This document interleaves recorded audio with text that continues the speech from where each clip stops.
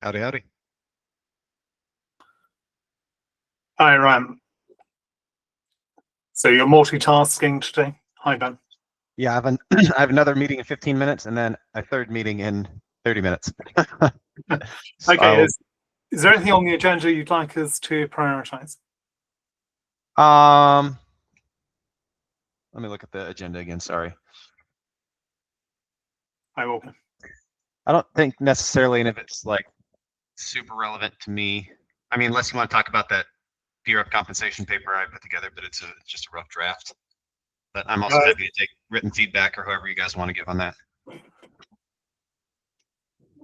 Yeah, depending on well, we can ask the others. I mean, depending on the time that we have available, we might want to put that off to next week, right? So we can all read through it.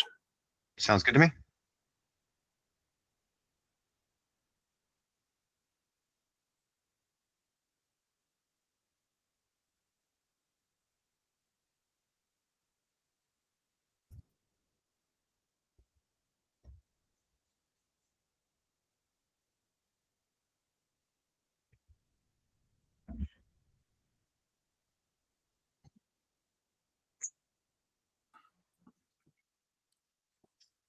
Hi, Alex. Hi, Leandros.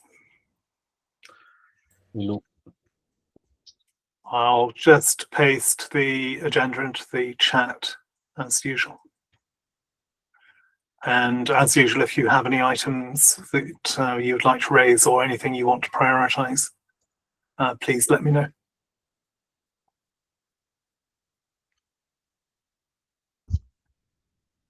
I can actually drop a link that might be relevant to that SIP shortlisting thing that the other Ryan's working on.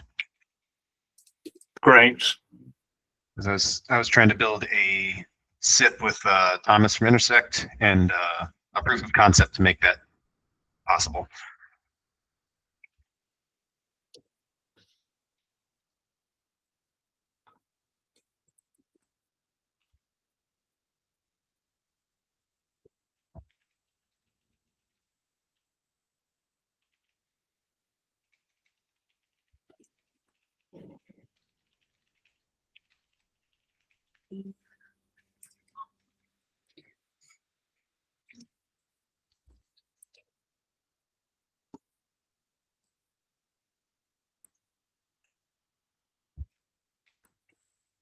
So we'll just wait a couple of minutes for any latecomers to join us.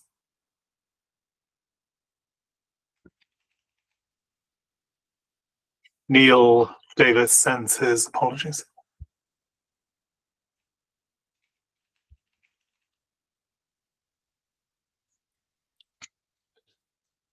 Ben Wilco, you're joining us as observers. Was there anything you wished to raise with us? No, not really, guys. Hello. It's I just want to see how other committees work and see some more productive spirit than elsewhere. That's cool. No, I have nothing to say. Just keep going, guys.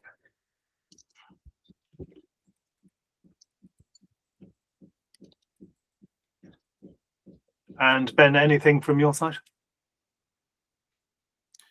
No, I'm just here seeing what's going on. Just visiting.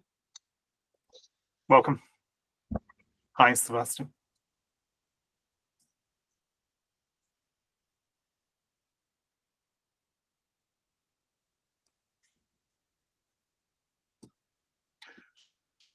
Sebastian, when is the next Laos session, the monthly Laos session? Next week. Great. So that will be at 1400 UTC. Correct. 1 hour exactly before the TSC meeting. Great.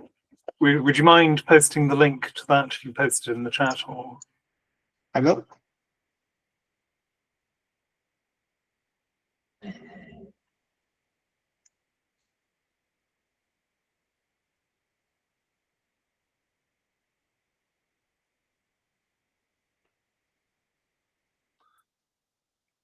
and there's nothing you wanted to raise, for example, from the L2 working group?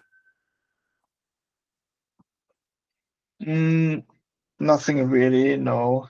We had a bit of a funky schedule there. another chair anymore, right? So we have basically 2 chairs now on the layer 2. George is running the American instances, and then we have earlier Asian instances every other 2 weeks, which Sharon from the IOE Hydra team is picked up last week. And yeah, the schedule is a bit funky, but the Luma calendar is up to date. Tex also will make it consistent with the Intersect calendars, I heard. Was good participation, maybe a bit very Hydra focused last week. Let's see what, no, it's 2 weeks ago, because today is the next one, I think a bit later. Okay, so I propose that we start this call formally. So welcome to the Intersect Technical Steering Committee meeting of the 18th of February 2026. I believe we have, so we have 1, 2, 3, 4, 5 voting members present. So by my reckoning, we are not quorate. So any decisions can only be provisional, would need to be confirmed by an out-of-band vote or by a vote next week. So I've pasted the agenda for today into the chat. We have no other items to add to it as far as I'm aware. So first item on the agenda is actions from the last meeting. So Bosco, what actions do we have? Okay, I'll share the screen quickly. Hello, everybody. We'll share the screen of the notes and action items from the last meeting. This is the most readable form that I could get. So for Alexander and TSC and NDX account, promote the auto-abstain mechanism for SPOs to reduce governance friction for non-participating pools, but I don't see it as an immediate action. So is there anything that you want to share there, Alex?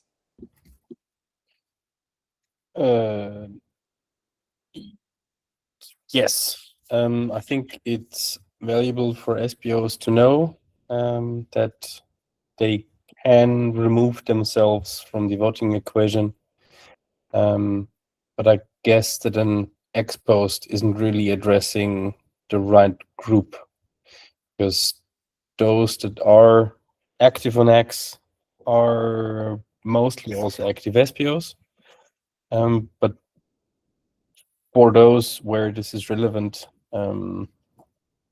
it is large pools and sexes and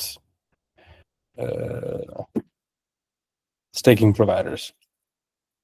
However, of course, we can still draft that post, and in fact, I'm writing it right now because I saw it in the agenda. And yeah, can just post it as a call to all SPOs who want to remove themselves from governance. Feel free to share in any possible way, and we will deal with it and post it on X from the TSC account. Next one, sorry, Leandros, I think you're here, right? So it was to share the comprehensive KPI targets document and quarterly breakdown with a committee for async review. So is that progressed well enough to be reviewed or not yet? Yeah, I've sent it. I can share the what we have, if you like, right now, so we can go over it. I sent the link last week, but I will send it again after the call. Let's see what there it is. So you should be able to see. So the metrics that I recommend, that we recommend, are annual protocol revenue. This is very important for the sustainability of the protocol. Bluetooth fees created. This encompasses both the CPU units as well as the main units, and it's a very good indicator of business activity on the chain. Chain density is an excellent indicator of the chain health, and the total value log, because it's almost forced upon us by what analysts are looking for in blockchains. As far as the values that are selected, I have a breakdown right here. the conservative value for protocol revenue is a steady growth of 30% year over year. Target is getting to the level of rewards that we have today without having to rely on the treasury. And the stretch is being able to double the rewards to a 4.8% without any help from the treasury. Not the treasury, the reserve, sorry. The Plutus fees are following the same guidelines as the conservative target and stretch as the protocol revenue. I'm just using the same growth rate and calculating the same values. Chain density, I set the target to 4.5%. This is what we had during the chain fork. So anything above that, I imagine is good. And of course, stretch is the perfect, that's 5%, the theoretical maximum. Yeah, we should have some discussion on that. Definitely. Leandros. So the chain density, I think it dropped to some relatively low level. So I wouldn't regard that as a good target to hit. But let's have a discussion. We'll have a discussion about that. Yeah, definitely. I just put some initial values so we have somewhere to work from. Ryan, you wanted to chime in? No, I was just going to chime in and say that might be related to the issue we found with finance pools not making any blocks for 28 days. That surely would have affected chain density. Yeah, but I think the lowest chain density we had in a per epoch setting is during the fork, where we had half the nodes producing on the one chain and the other half on another. For sure, that would definitely do it. MTLV, I set the target to being a mid-range blockchain, about the levels of Solana, and the stretch being a high competitive blockchain around the levels we have around here. The 9 bill will put us near Solana, and the 3 bill will put us near Ethereum and Tron. This coming around. Anyway, and the conservative target is just an appreciation, I think, about 20%.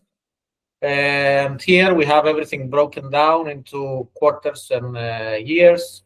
This is what we would expect the protocol revenue to be for the conservative target. This is the medium target, year after year, quarter after quarter, with the year-over-year rate and the quarter-over-quarter rate. Then we have the stretch, and we follow the same model for the Plutus fees, the TLV, and the chain density is a static number, so I didn't put anything here.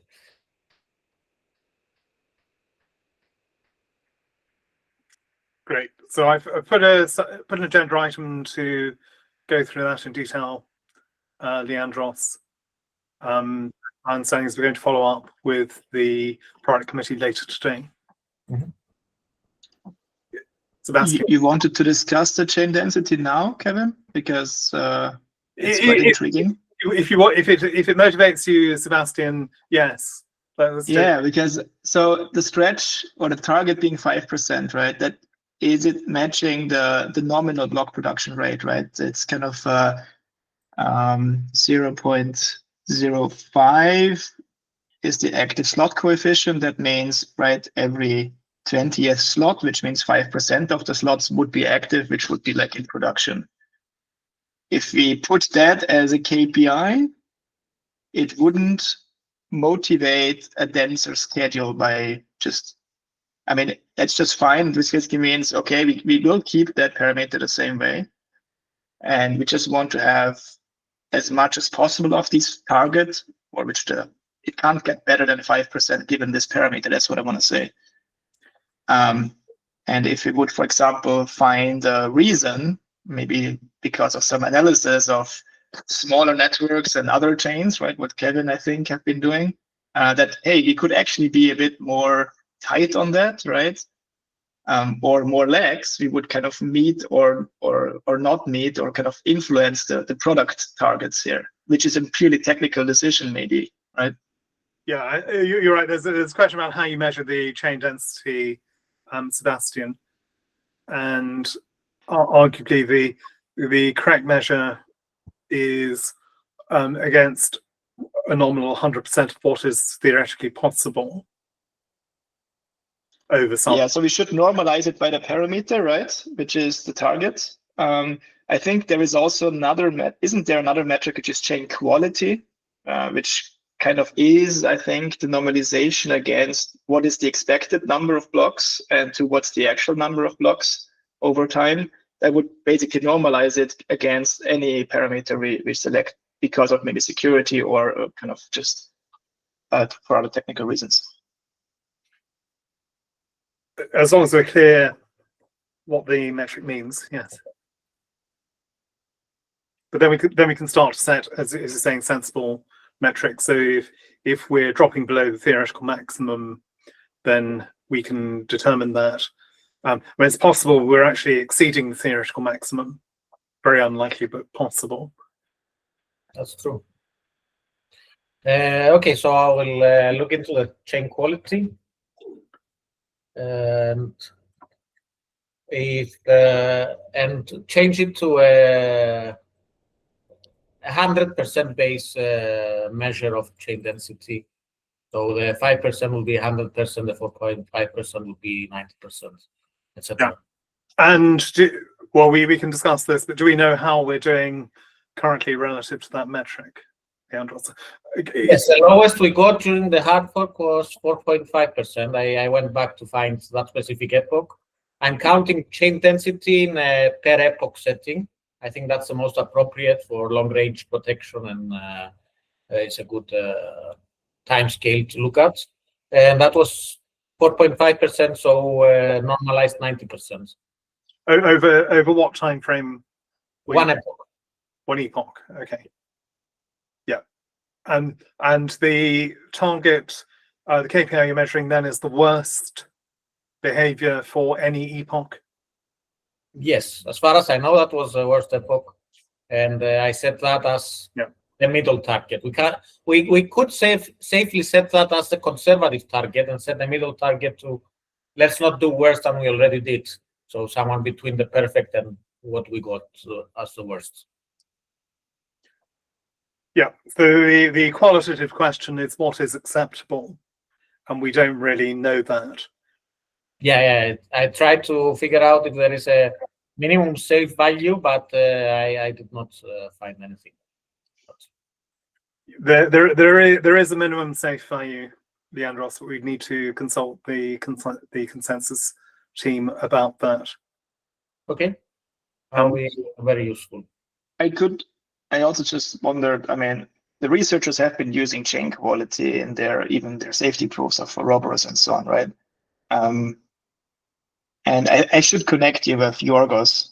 You're Greek, right, Leandros? So yes. You can probably speak in native tongue to him. Like Yorgos Panagiotakos is one of the, I think, Ouroboros researchers. It's a whole group. And I let me connect you to him, and maybe you can find a good kind of research-backed technical measure, which kind of is a good proxy then now also for product decisions in like, is the chain running smoothly? That's what we want to expect here, I guess, right? Yes. Express here. That's the main reason for the specific CIP KPI. Okay. Any other feedback on what we have here? Anyone want to complain that we have selected the wrong KPI and we should be using something else? Yes, unfortunately, I've been a bit too busy myself to read through it properly, Andros. But I've got a copy of it here, and I'll read it as soon as I get a chance. Thank you. And I would encourage everyone else to also read through it. Do we, once we've done a read through, is there any reason not to make this public? I can't see anything particularly confidential there. No, and I'm just editing the document we already had. So anyway, we shared it. They can see it already. Great, but I think it's good to get information like this out and to start the debate, Leandros. Okay. Okay, moving on. Okay. So Neil is not here, of course. So we can skip that, Kevin, right? But it's also an agenda item, if I'm not mistaken. Yeah, we'll come back to that. Yeah. Okay. Ryan refined the SIP shortlisting name and process to present and standard function of the hard fork working group. Any updates on that?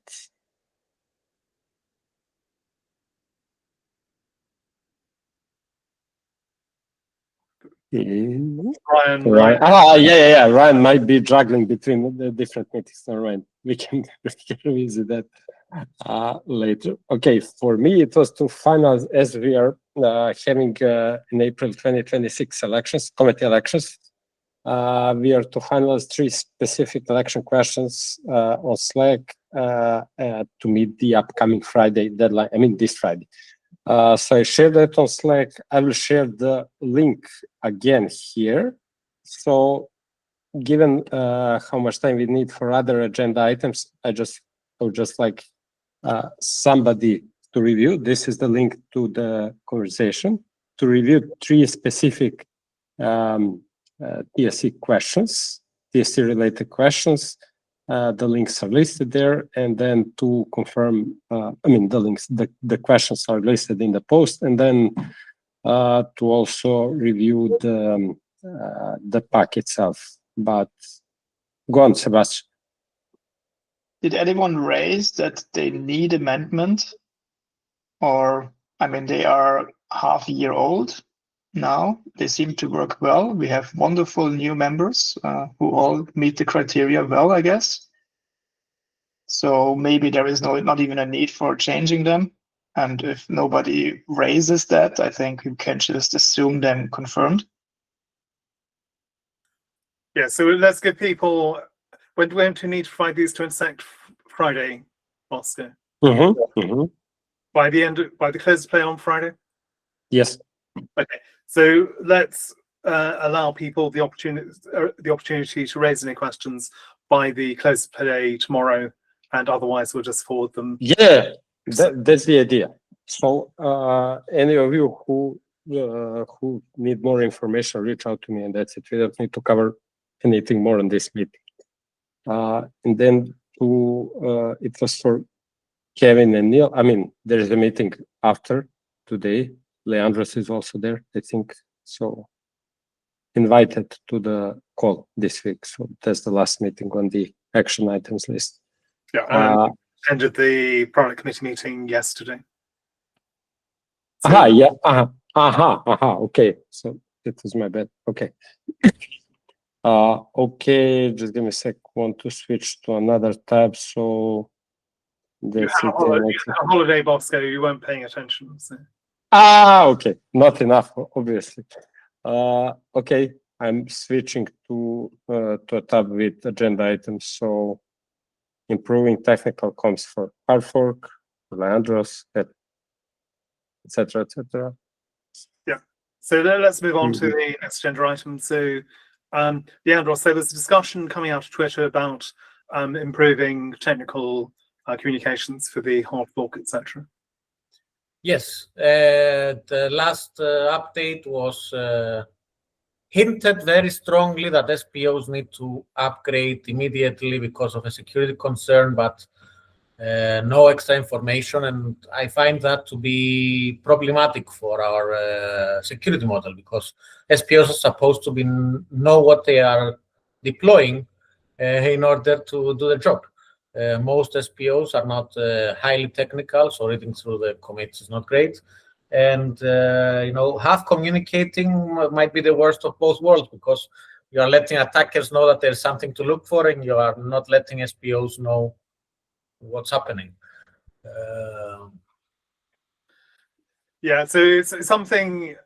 So seeing this from both sides, Leandros, we're in a peculiar situation where everybody has to upgrade simultaneously, and we're doing it in a public space. So that's a very unusual security situation or other situation. what we want to do is to encourage people to upgrade, but we can't always give away the details, the exact reasons of why a specific upgrade is necessary or desirable. So I'm not quite sure how we can deal with that in a suitably open way. But certainly saying there is this vulnerability would be careless, I would say, or there is this bug. So it doesn't have to be a vulnerability. There could simply be a bug, but you may not want to draw attention to the specific bug. So let's have a. So I'm open to discussion on that with members of this group.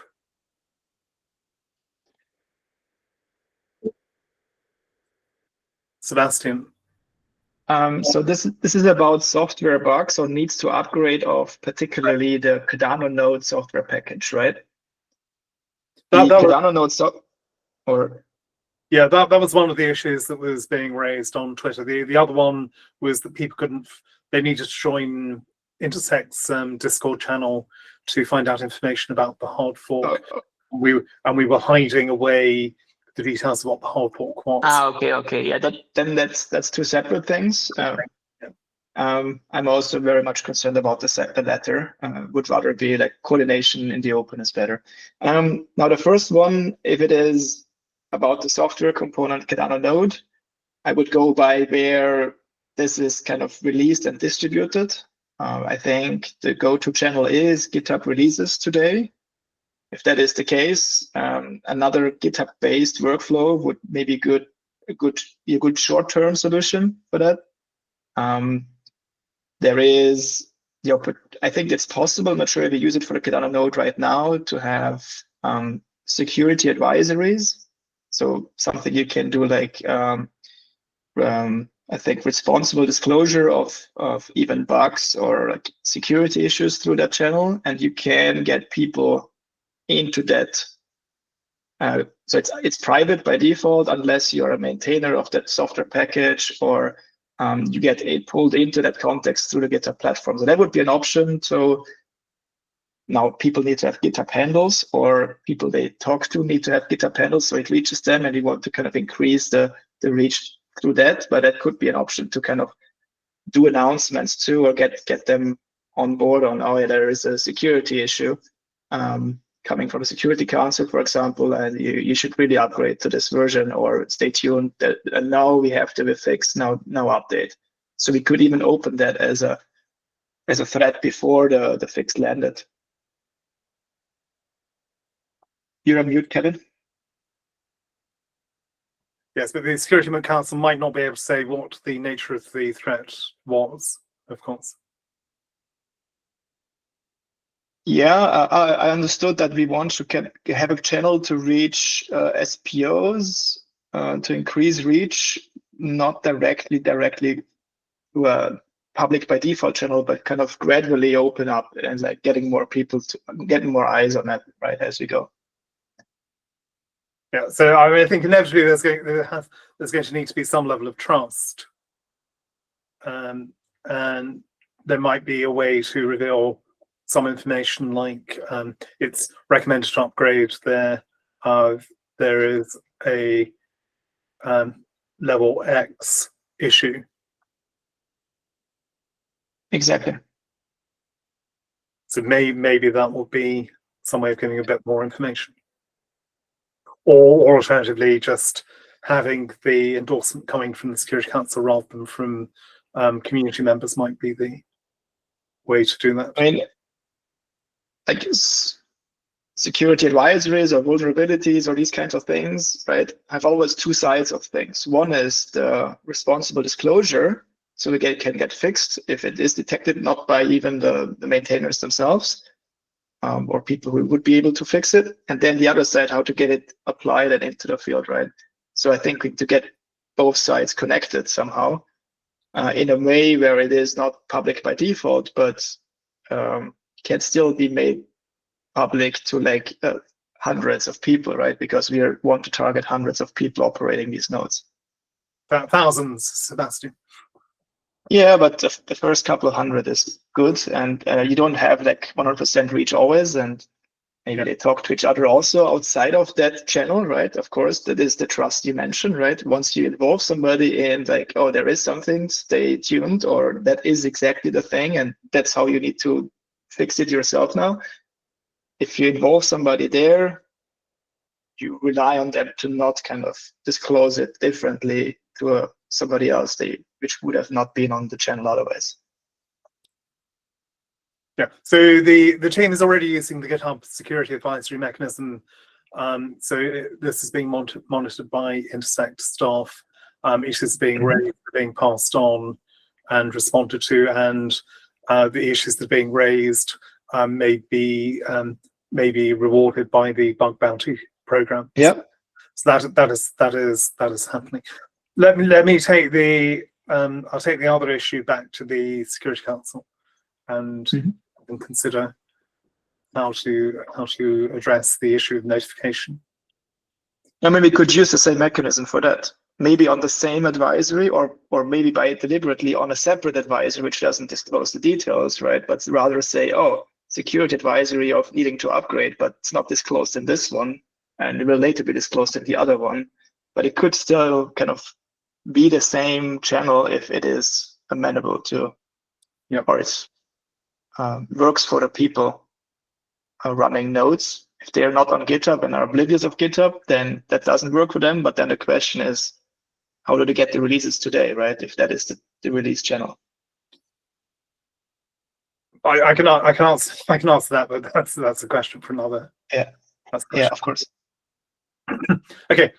So moving on, hard fork information. So it seems that that's not as widely disseminated as it should be.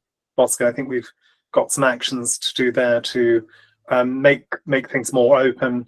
I think the Discord channels are locked down to avoid spam, for example, on the channel. But maybe it's possible for people to get a read-only feed from the Discord channels. Maybe there's some way to do that. I was looking into the technical possibilities, but I didn't find anything good yet. So we'll see how to expose and what would be sensible to be disclosed that way. If there is anything that needs to be taken care of or with more care. So still looking into it. But it is a thing because even if if you can join Intersect for free, then it makes sense that then you still have a couple of steps to go through before you're able to understand and be an observer. Sorry, Sebastian is yeah. It is we are keep saying this in upgrade bulletins or whatever we are using, that this is the way to engage, one of the ways to engage, but still these operational things where we could have more people involved is yet to be both solved. Great. I don't have. So if anyone has any ideas for how to improve technical communication, please notify Bosco or myself and we'll try to progress it. That's one of the items we'd raised as part of the 2026 budget. It's something that, so it's been something that's been long standing. Like, I wasn't aware that people didn't know what was going into the hard fork, for example. Great. 2030 vision KPIs we've covered. There'll be a meeting with the product committee later today. Parameter update status. Congratulations, Alex, on getting the parameter update through. Would you like to take this item? It's a group effort. I didn't do much. I've just voted with my DREP. I was impressed by the DREP vote. It was something like 86%. I'm not sure if that's a record, but it's certainly a very high percentage. So, the GREPs were clearly in favour of this. But it has caused a problem with the committee min size parameter that Utah was proposing to reduce.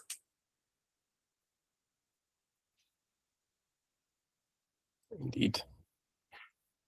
But I heard you were in contact with him about it, and he handed over resubmitting it to us, or in coordination with Intersect. My understanding is Ryan Williams been in contact with him, but I don't know what the outcome of the discussion was, Alex. Okay. There does seem to be some negative, some pushback from DREPs on the reduction. So the nature of the pushback appears to be, rather than reducing this parameter, increase the number of committee members. So some people feel that the reduction in the min committee size is reaction to that, and the correct thing to do is to increase decentralization by having more rather than fewer CC members. So it's not clear to me that even if the parameter update was resubmitted correctly, I mean, that it would get enough positive vote. The parameter committee did their analysis on this as well and posted it on the forum. I think it's PCP 004 or 5. And they said the same thing, that it's ideally more than 5 and 7. But I think the purpose of this is to reduce or to avoid situations like in December, when the whole governance system just broke down because of the dependency on one single constitutional committee member. And lowering that to 5 just means it's a minimum size and not a target. But how can the maximum be increased? Just Or adding the- more in the CC action. Can this be done in the same go? Yeah, CC add member. The governance action. So maybe it would be better looks or better marketing to say we both do the same thing, like kind of reduce the minimum, but also add one more seat at the same time. Question is who that will be, right? Yeah. Or we will lower it by 1 or 2. How much do we lower the minimum? 2 to 5. 2. So maybe we should add 2 to kind of balance out the misunderstanding.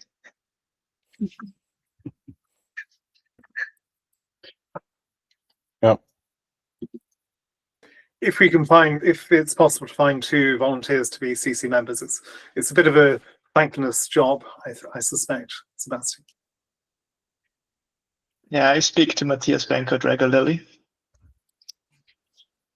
Did you know that his CC key was hard-coded into the new ledger rules? He's CC now forever.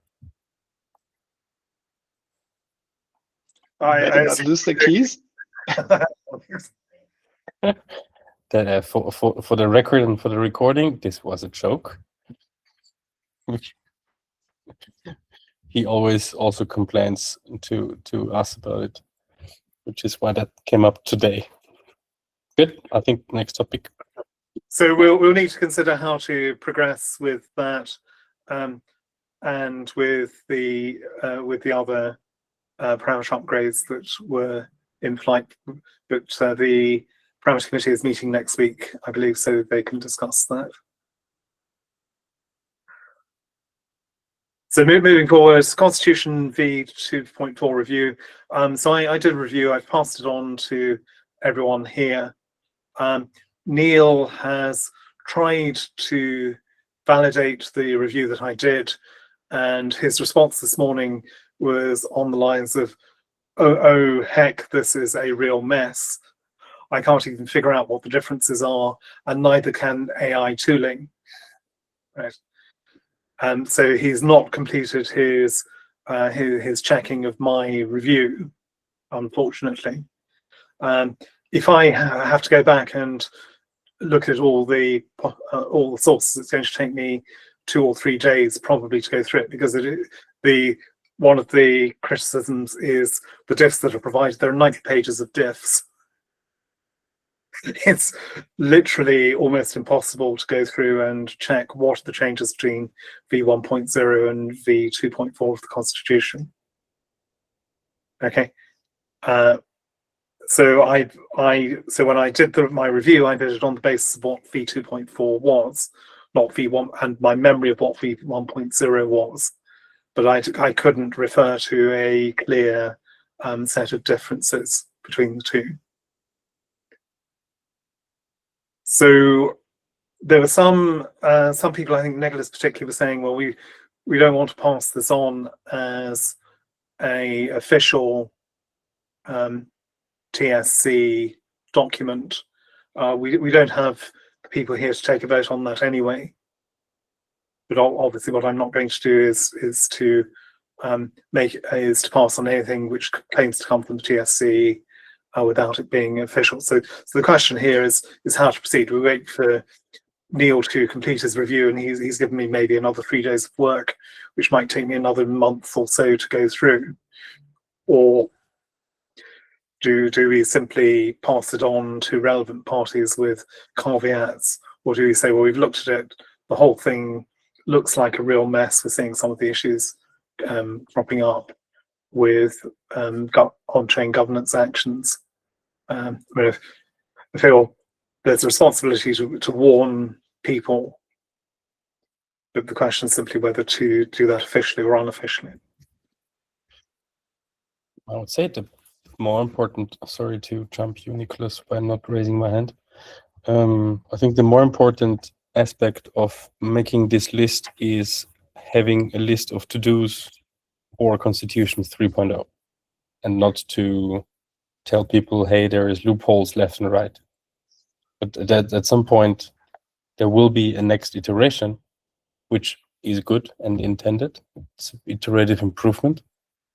And in those iterative improvements, the errors introduced in this version or inconsistencies should be collected somewhere. So I think the task is not timely necessary to be completed in a month, but long-term value. It has long-term value. Yeah, one of the issues is the Constitution prevents itself from being amended, Alex, I believe. No, I really don't think so. But Nicholas also vehemently shakes his head. No, I totally disagree with this, because there's still a path for it. You can't have a constitution that lock yourself into something. That's why we have a CC. So CC can still agree on the constitutionality of governance actions that will provide a new constitution. So I don't see how we can lock ourselves in. If we thought that we would lock ourselves in because of inconsistencies, being pointed at these inconsistencies, the CC will have to take a decision on this. That's why we have a CC. Yeah, I agree with you pragmatically. I think that's the case. From a formal perspective, the CC needs to uphold the Constitution as written. So there is a problem. Their position is not to say we don't believe in the Constitution. If you're a CC member, you're required to uphold the provisions of the Constitution as written. I think it's also part of the challenge I have with this discussion within the TSC. It's far beyond our remit. I do sympathize with the idea of looking at the Constitution from a technical perspective and see, for example, if there's issue with the guardrails. I think you have noticed some, and I'm totally fine with this. And actually, it's something that we need to raise.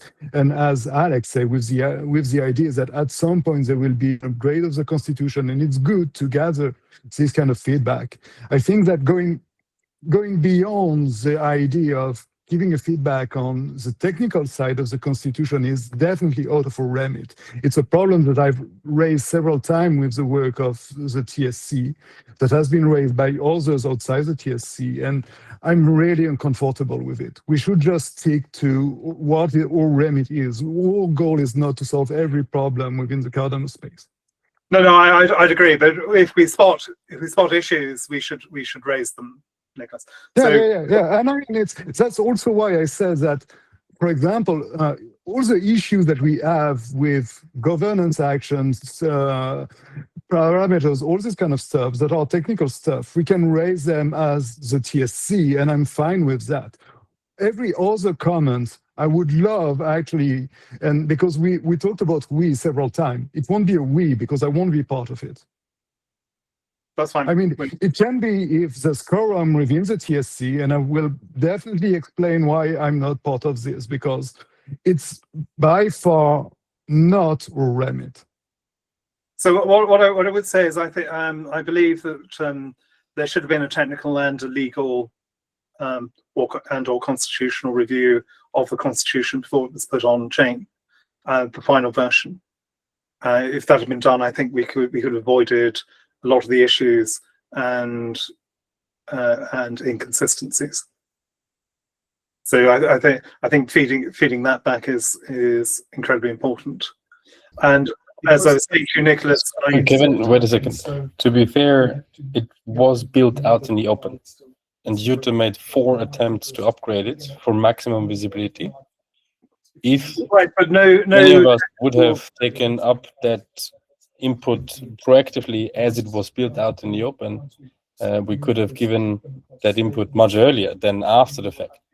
Now that it was approved in the 4th iteration, now we're saying, "Ooh, but nobody asked us." Well, I It wouldn't does give not a really technical help. review. I wouldn't give a technical review of something which was not final, Alex. You really can't do that. Okay. And what I would expect is the community would reach out.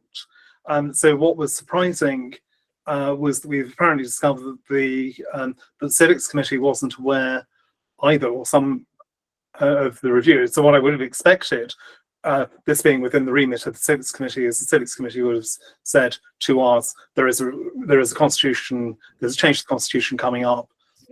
Please undertake a review, or some community member would have done likewise, and then it could have been scheduled. So I think there is responsibility on those making a proposal to follow such a process. Otherwise, you get inconsistencies, Alex, and you may get legal problems as well. If I may, I strongly disagree with this. It's a permissionless system. Everybody can propose something as long as they verify, as long as they commit to the Constitution. If they think that we are valuable enough, they will reach out to us. If they haven't reached out to us, it may be a TSC problem, not the community problem. That's all I have to say on this. I 100% agree. That's exactly what I want to say as well. We have to stop thinking in ivory towers. There is no obligation from anybody to come to us for anything that's permissionless for a reason.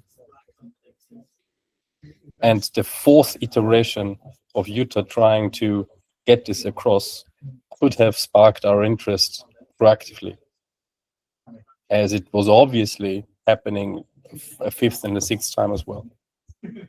Them asking us is not their obligation. Well, then we have to live with inconsistency and potentially failure, Alex, when we could have prevented it. I don't think that we need to live with it. If we have a good proposal, we can bring it up, I guess. So we can fix the things we want to fix. I'm personally not going to do that because I kept myself out of it. I don't have the full picture, but I'm fine with any. I think they capture the same belief, in my opinion. But if we want to fix it, we can propose a fixed constitution. Let's call it 2.5 or 3.0. It doesn't matter. But I think anyone can fix it, and including anyone of this committee. Yeah, I've considered that, Sebastian. I think you'd have to go back to version 1 and then roll things forward rather than starting with 2.4. So it would be quite a big exercise. I suspect. I'm not a constitution expert, but there has been improvements over 1 to 2, and rolling that back would not make sense. But it's up to all the voters who voted on this and will vote on version 3 to decide that. We can just make a list of all the things in the guardrails, primarily because we're the TSC, what we see wrong. And that makes sense. And I think that's within our remit, and that's very purposeful.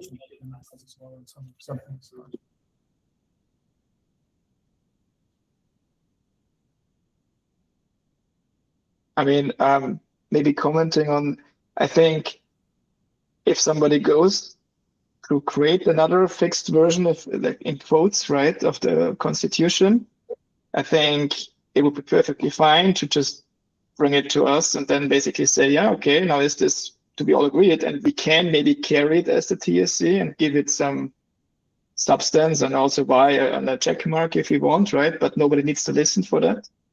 And nobody needs to ask us for that. But it would be quite natural that if somebody on this committee feels like, oh, we need to fix it, comes up for fixed version, I'm all for it and checking that one and just seeing how that is better. And basically, if this is good, then we can endorse it.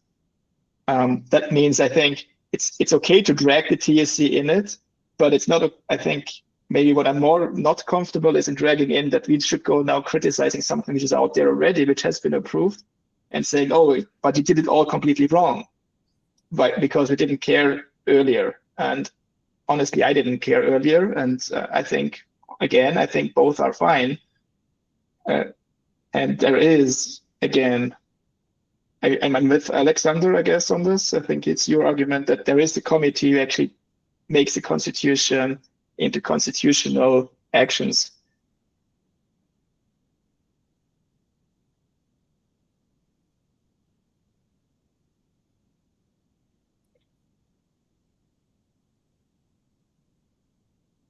So what I'm really trying to do is to close this down.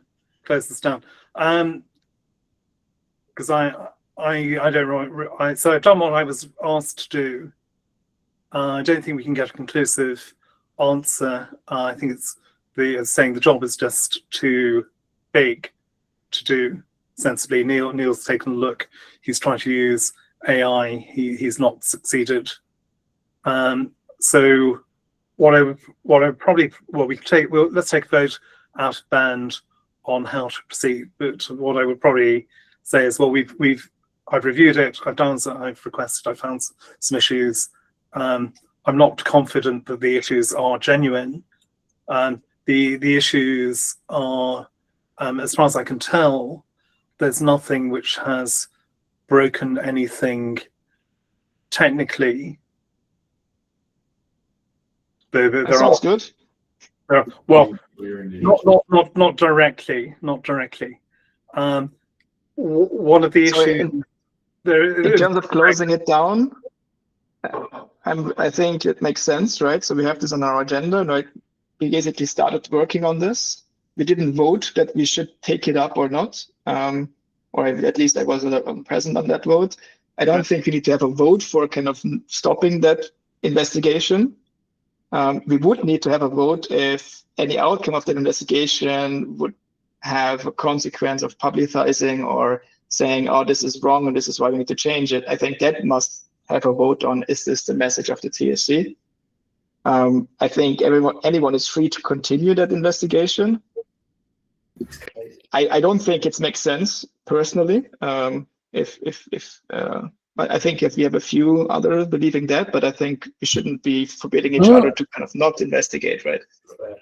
No, I think raising the issue and listing them, what Neil is doing now and what Kevin did, is valuable as long as they are concerned, as long as they're contained within the TSC remit, which is mainly the guardrails.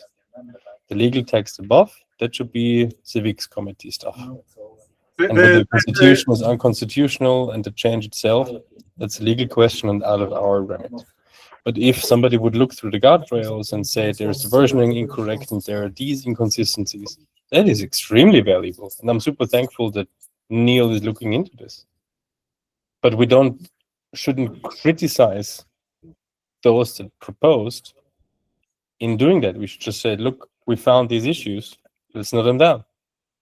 So there are some issues in the earlier text. So one of the things that's happened is some things which should be guardrails have been raised to a higher level, and that's a change to the interpretation of well, the particularly. So one of the issues is this thing we've been discussing about what is immutability, for example. So there are things that reflect on the guardrails, and also implicitly some of the things that previously were not guardrails have been promoted, I believe. So there have been some accidental changes like that through the construction of this version of the Constitution. So it's no longer clear exactly what is guardrail and what is preamble. That separation has been broken to some extent.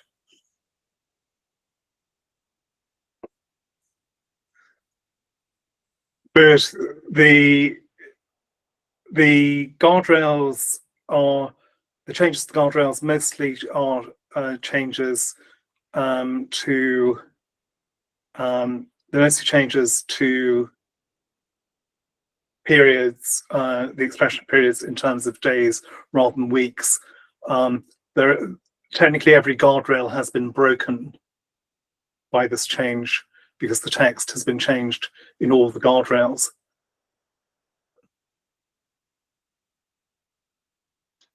I don't want to directly respond on it. I hope this is okay. Another thing I happened to kind of learn about the Constitution recently is that like bigger changes, introducing new protocol parameters will require a Constitution update, right? Introducing these things. Yes. So we're already seeing on the horizon that we kind of will have 2.5, 2.6 or whatever, especially in that area which we care about, which is the guardrail area, when, for example, we introduce Peros parameters, Laos parameters, and so on.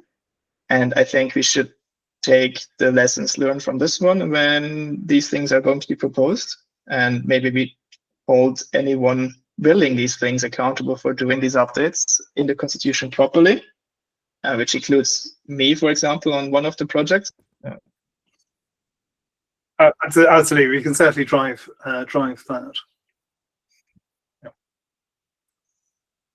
And we absolutely need to make sure that when we're putting the guardrails that they're properly debated, Sebastian.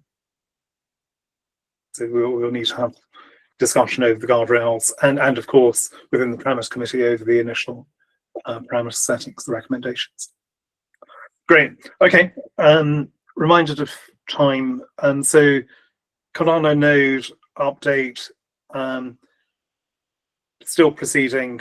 Still waiting for a 10.7, which will have the hard fork capable when it's promoted for version 11.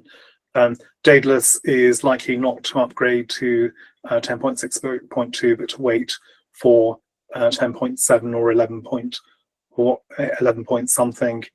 10.6.2 is out there and is likely to be promoted to mainnet ready status, but it's not going to be hard fork enabled. Final items on the agenda. TSC operational budget. I think I updated you last week. It's been passed to the Intersect delivery team. I've had some feedback on that. Shared it with the Intersect steering committee. ISC is going to organise a discussion session to discuss all of the budgets at some point, and I'll notify you of when that happens in case you want to join to participate in that. Main items that the delivery team had issues with were rewarding small sums of money. So one of the things we're proposing was to provide support for working group members, for example. And the issue there is not that anyone thinks it's a bad thing to do, it's a practical one over the cost and effort involved in doing that. So there might need to be some additional costing put in. It might need to be outsourced, for example. So we'll continue to discuss that with the delivery team. And then we'll also need to look at the review issue. So I took on board Nicholas's comment about the cost. I've increased it in the current budget proposal. We'll see how that plays out, because what you don't want to be doing is to do things backwards. Did I understand this correct now, that the budget items which are about kind of offsetting cost of review and like before and after these proposals have been in the budget process, the technical reviews, is this a contentious item now? Not particularly contentious. I think we'll have to raise it via Intersect. We've already done that. So the delivery team's aware of it. We'll just need to keep people informed. Okay. I mean, I've been asking last time about like the sequence of things in the budget, right? And I think these had been more on the bottom. So I just want to say, like, if there is any problem about these things, I'm more than happy to drop them, because I believe they're not in our remit. And like the involvement in the budget process as a TSC, I think these things should be reviewed. The proposals should be reviewed. The deliveries should be reviewed. But it's not the steering committee which needs to be there. We need to steer Cardano and not the development of that flows into Cardano. The reps need technical advice and support, Sebastian. Yeah, then they should contract maybe some of these experts on this committee and not the committee. So I wasn't proposing that the committee itself should be doing the reviews, Sebastian. Absolutely not.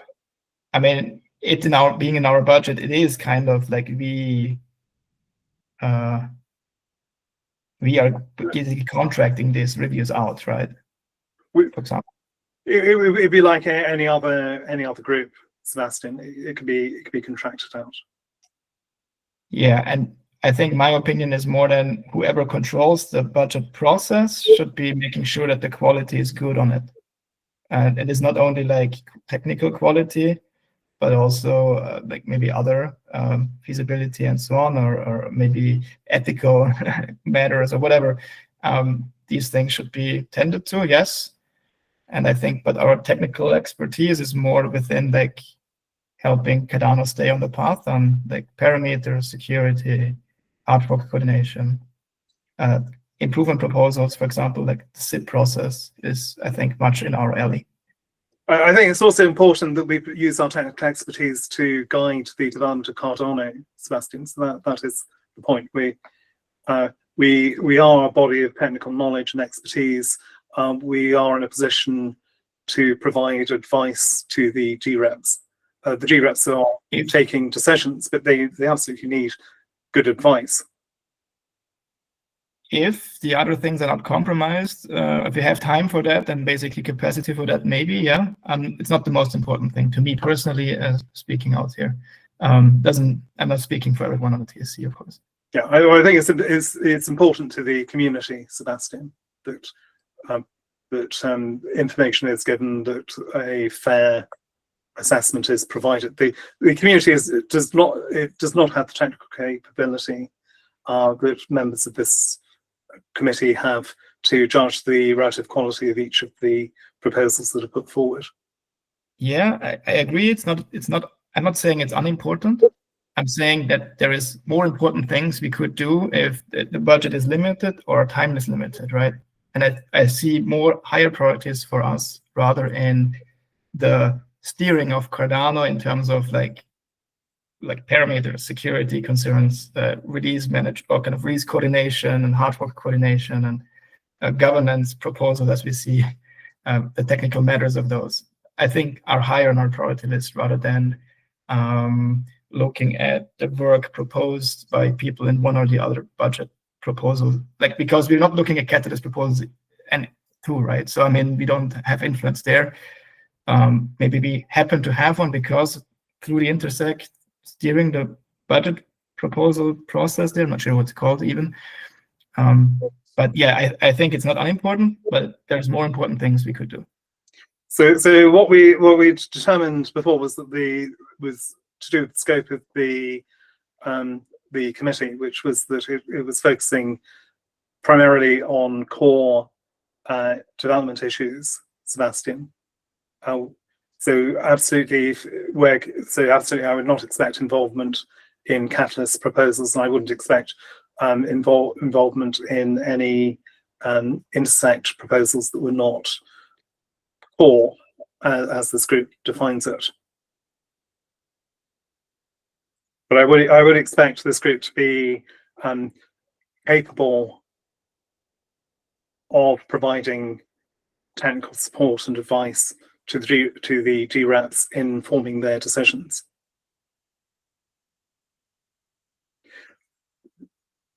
Failure to do that is problematic from from a governance and general perspective.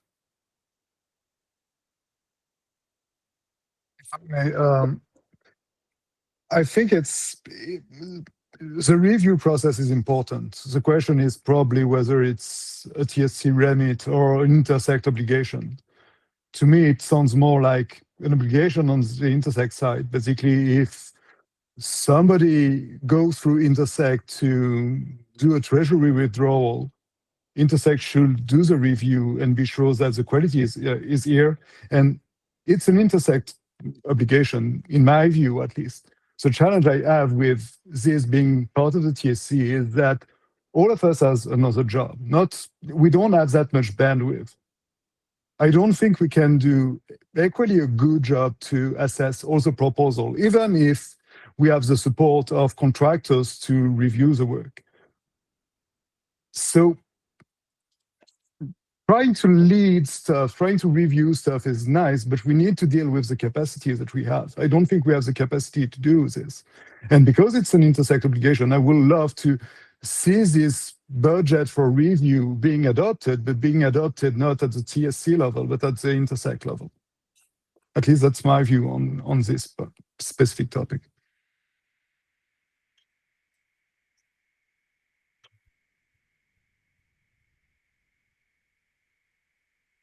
Okay, I can see the point of that. I think the original intention was that Intersect would do that, but it didn't happen last year, Nicholas. That's Yeah, but I mean, it's not because that's the same problem then with the Constitution, in my view. It's just that because something didn't happen somewhere in the community, the TSC feels that they need to be the superheroes that will do this.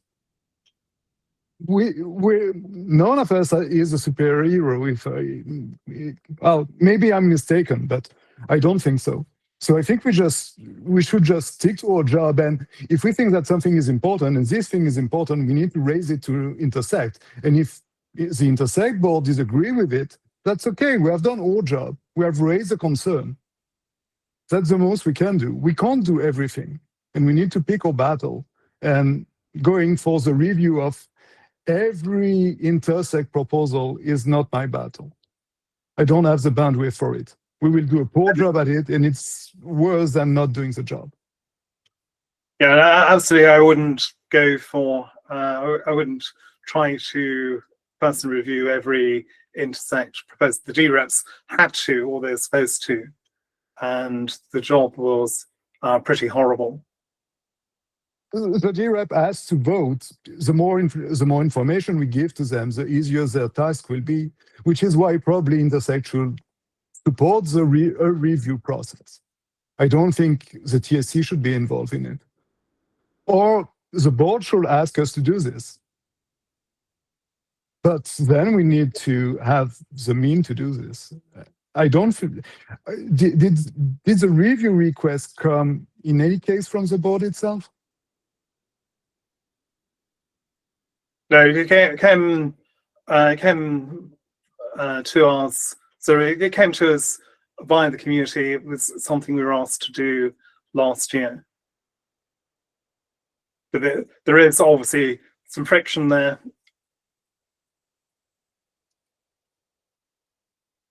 So I'll have to,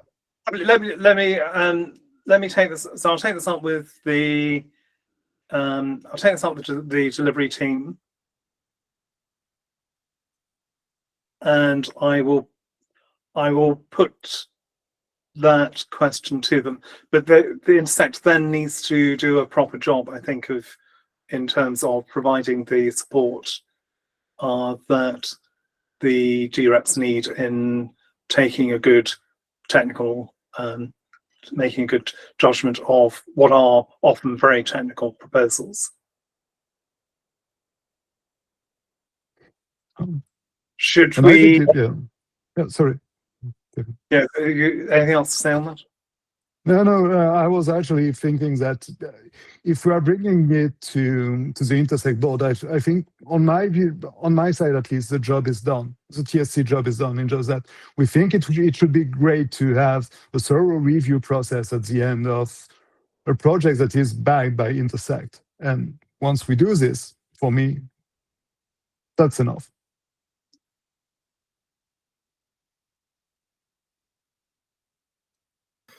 I've also written out my previous point as a in terms of it's more prioritization thing, also in the chat now in written form, not only in speaking.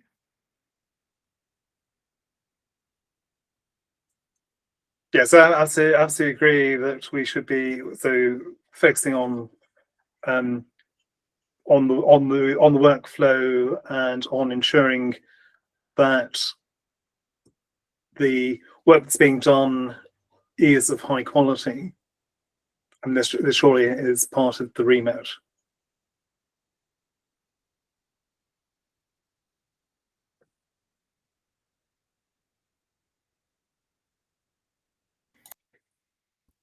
I think we're out of time for today, right? Yeah, it's one point I wanted to raise, which was to say to you that Christian Taylor has he's left Intersect. He stepped down at the end of last week. He was an integral member of the Security Council. He established the OSC. He transferred all of the repositories from IO to Intersect several years ago, and he's been very active in supporting this group. So I would like to propose that we thank him for his service and acknowledge his contribution to the work we've been doing. Thank you, Christian, if you watch this. Hopefully he's watching it. He stays in open source. I read on LinkedIn, actually. So he is going to stick around, even I think in the ecosystem, just being open source advisor. I think not with Intersect, but otherwise decentralized governance and community, right? It doesn't need to be this one or the other members-based organization or institution. I can send him the link to the recording because That's great. Going to be transparent. And Great. yeah, And tell me it starts at minute 2, right? You need to watch through it all. yeah. Round of applause for Christian.